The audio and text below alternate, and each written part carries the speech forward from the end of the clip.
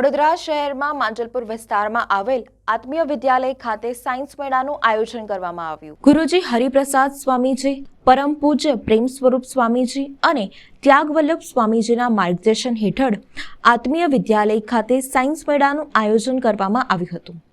ગુજરાતની 65 સહિત રાજસ્થાન, મહારાષ્ટ્રની શાળાઓએ પણ સાયન્સ મેળામાં ભાગ લીધો હતો। આવનારો યુગ ટેકનોલોજીનો યુગ છે, જેથી આયુર્વેદ અને ટેકનોલોજીની થીમ પર ભાર મૂકવામાં આવ્યો હતો। કાર્યક્રમમાં હરિધામ સોખડાથી સંતો પધાર્યા હતા। આ જે એક્ઝિબિશન છે એ 5 થી 10 ધોરણ સુધીના વિદ્યાર્થીઓ પોતાની કલા કૌશલ્યને રિપ્રેઝેન્ટ કરવા માટે આ પ્રદર્શનમાં ભાગ લઈ રહ્યા છે। ગુજરાતની 66 જેટલી સ્કૂલો અહીંયા આગળ હાજર છે અને એના વિદ્યાર્થીઓ ભેગા મળીને ખૂબ સુંદર પ્રોજેક્ટ બધા બનાવ્યા છે। એક પ્રોજેક્ટનો આપણે અભ્યાસ કરીએ તો આપણને ખ્યાલ આવે કે નાના દીકરાઓ કેટલું બધું બુદ્ધિનો પોતાનો ઉપયોગ કરી અને ભગવાનની કૃપાથી ખૂબ સુંદર કામકાજ કરી રહ્યા છે। આપણને જોઈને પણ આનંદ થાય, ધન્યવાદ આપવાનું મન થાય।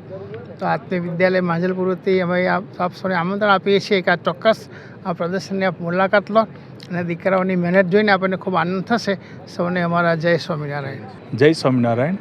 અમારા ગુરુ હરિપ્રસાદ સ્વામીજી, પ્રેમ સ્વરૂપ સ્વામીજી અને ત્યાગવલ્લભ સ્વામીજીના માર્ગદર્શન હેઠળ અત્યારે અમે વેસ્ટર્ન રિજિયનનું CBSE regional science exhibition organise કર્યું છે, જેનો મેઇન હેતુ એવો છે કે દર વર્ષે આ ટાઈપના એક્ઝિબિશન CBSE તરફથી અલગ અલગ સ્કૂલોમાં કરવામાં આવે છે। તો આ વખતે અમને એક ચાન્સ મળ્યો છે, તો અમે આ એક્ઝિબિશન અહીં ગાડી ઓર્ગેનાઇઝ કર્યું છે, જેની અંદર ટોટલ 65 સ્કૂલ્સ છે ઓલ ઓવર ગુજરાત। અમુક સ્કૂલ એવી છે કે મહારાષ્ટ્રથી પણ આવેલી છે, અમુક સ્કૂલ એવી છે કે રાજસ્થાનથી પણ આવેલી છે, અને વધારે પડતી સ્કૂલ છે ગુજરાતમાંથી ટોટલી આવેલી છે।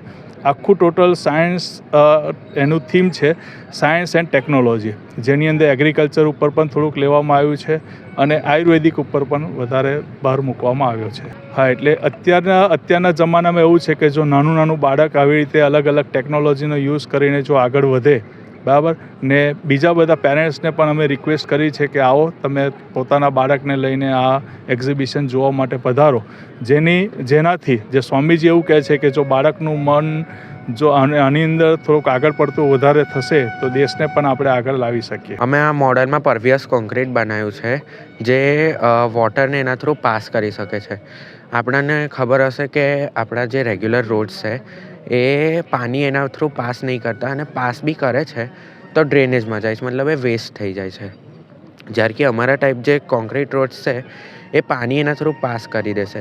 અને તમને એવું બી ખબર હશે કે આપણું જે ગ્રાઉન્ડ વોટર લેવલ છે વડોદરામાં, આખા ઇન્ડિયામાં, એ ડ્રાસ્ટિકલી લો થઈ રહ્યું છે આજના દિવસોમાં। તો અમારો જે રોડ છે એ પાણી એના થ્રુ પાસ કરશે અને ગ્રાઉન્ડ વોટર લેવલ જે છે એ ઇન્ક્રીઝ કરશે। અને ઉપરથી આ જે ટાઈપના રોડ છે એ સરફેસ ફ્રિક્શન ઇન્ક્રીઝ કરશે, તો આપણું જે એક્સિડન્ટ્સ છે એ રિડ્યુસ થશે, કેમ કે ફ્રિક્શન વધવાથી સ્પીડ વ્હીકલ્સની ઓછી થશે। આની પણ અમુક લિમિટેશન્સ છે કે આપણે આને નવી બિલ્ડિંગ સોસાયટીઝ અને નવી બિલ્ડિંગ સિટીઝમાં જ યુઝ કરી શકીએ છીએ, અને આપણા રેગ્યુલર રોડ્સની કમ્પેરિઝનમાં આ અરાઉન્ડ ₹22 પર મીટર ક્યુબ ચીપર છે। પ્લસ આ 30 to 20 યર્સ માટે કોઈ મેન્ટેનન્સ નહીં ઓર લો મેન્ટેનન્સ જોઈએ છે। એમાં કઈ રીતની પ્રક્રિયા છે આ વસ્તુ બનાવવા માટે? પ્રક્રિયા કઈ રીતની? અમે આને 4 પાર્ટ આપણા કોર્સ એગ્રીગેટ્સ લાઈક પેબલ્સ કાં તો ગ્રેટ યુઝ કરીને, 1 પાર્ટ ઓફ સિમેન્ટ યુઝ કર્યું છે, 1 પાર્ટ ઓફ વોટર અને અમુક પાર્ટ ડિસ્કાર્ડેડ રબરનું। ડિસ્કાર્ડેડ રબર અમે યુઝ કરીએ છીએ તો રબર પોલ્યુશન બી લો થશે, જે આજકાલ બહુ હાઈ જઈ રહ્યું છે। તો આનામાં જમીનના અંદર પાણી કઈ રીતે અંદર જઈ શકે છે? આના અંદર જમીનના અંદર પાણી એ રીતે જઈ શકે છે કે પાણી આના ઉપર આપણે રેડીશું તો એના થ્રુ ડાયરેક્ટલી પાસ થઈ જશે, એના ઉપર રહે નહીં।